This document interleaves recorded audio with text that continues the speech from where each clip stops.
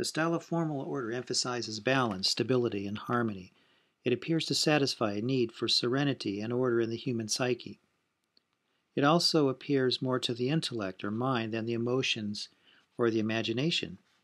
The source of harmony in the ancient world was the human body. Artists found that the human figure was the source of our understanding of balance and ideal proportions, since the parts of the body are proportionate to one another and equally distant from one another. We see these qualities in Polyclitus's Doryphorus or spear carrier, where all activity occurs close to the center, vertical axis of the spine, while all other actions are based on extension and retraction, and the decreasing size of the body parts as they move away from the center of the body. As the figure walks forward, weight is shifted from the left leg through the vertical axis of the spine to the right leg and shoulder. The left arm and left foot function as counterweights to balance the body in this movement. We have a good example of movement that is subject to control, to order, and to balance. This is Leonardo's Vitruvian Man from 1492. This is a pen and ink drawing of a nude male figure in two superimposed positions simultaneously, so that the suspended feet and hands can touch the boundaries of a circle and perfect square. Referred to in your book as the ideal study of the human figure, Leonardo based his drawing on the principles of the ancient Roman architect Vitruvius, Vitruvius. Vitruvius described the human figure as the principal source of proportion among the classical orders of architecture. In this drawing, Leonardo has slipped the square down so that its lower edge is tangent with the boundary of the circle. This will allow him to follow Vitruvius more closely. Leonardo, like Vitruvius, sees the navel of the human as the center, if not of the circle, at least of the square. Vitruvius wrote in the third book, first part of his opus called On Architecture. He wrote this, quote, "In the human figure, the central part is the navel.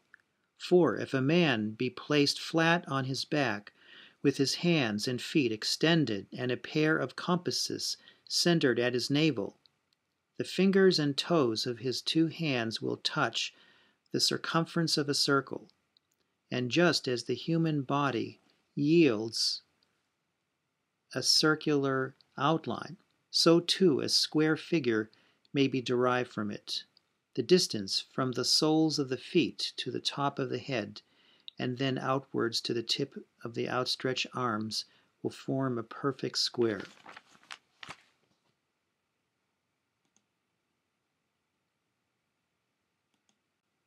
In Auguste Rodin, St. John the Baptist's Preaching from 1880, Rodin wanted to show the modern man perception over form, instead of form over perception, as we saw in Polyclitus.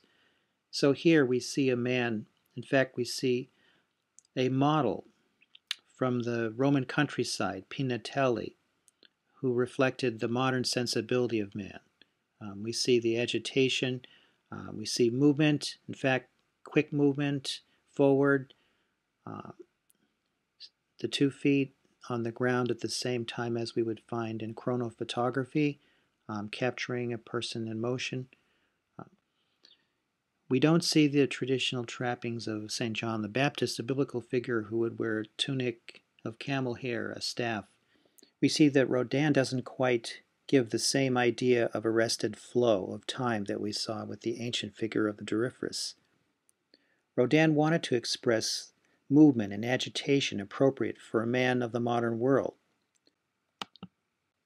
Lionel Feininger's Church of the Minorites from about 1926 shows us something of this underlying order in the central light-filled courtyard that leads to the church's entrance. The different rays of sunlight and multiple perspectives of roof lines create a dynamic movement as we approach the church. We see the influence of flat geometric shapes and outlines, which contribute to the feeling of stability or order. This is the language of geometric abstraction and of cubism. In this particular painting showing a church of this Franciscan order that was popular on the East Coast, the Minorites, we look down this narrow street. We see tall buildings on each side and sun that seems to be flooding this dark entrance into this court. The movement we have here suggested movement through space as well as time as we approach the entrance of the church. The cubist structures allow us to imagine space opening up as we walk forward. As we walk forward, the roof lines change and the light floods in from different angles. This can also be associated with time. As time passes, we see light changing its direction. The configuration of these shapes are changing as well. We are looking at Piet Mondrian's composition with red, yellow, and blue from 1921. Born in the Netherlands in the late 19th century, Mondrian studied in the Amsterdam Academy of Fine Arts. His early work through 1907 was made up of calm landscape paintings in delicate grays and blues and dark greens. He moved to Paris in 1911, and he adopted a Cubist-influenced style, producing analytical series such as trees and scaffoldings. Mondrian came to London and then the America during the unsettling years of the war. This painting, as we can see, is created entirely with horizontals and verticals, as well as flat areas of unvarying color. There is a variety in the thickness of certain lines, also in the size and location of shapes of solid color.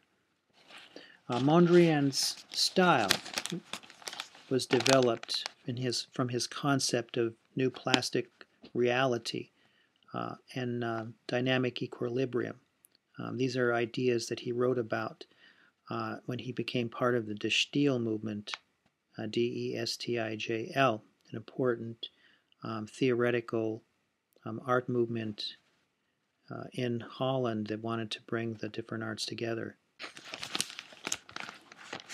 The pure means here for Mondrian were the right angles, the squares, the rectangles, the primary colors, the black and white lines.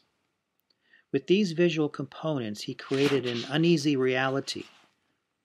This equivalence was a state of dynamic tension between similar elements, which create rhythms in shapes and sizes and color.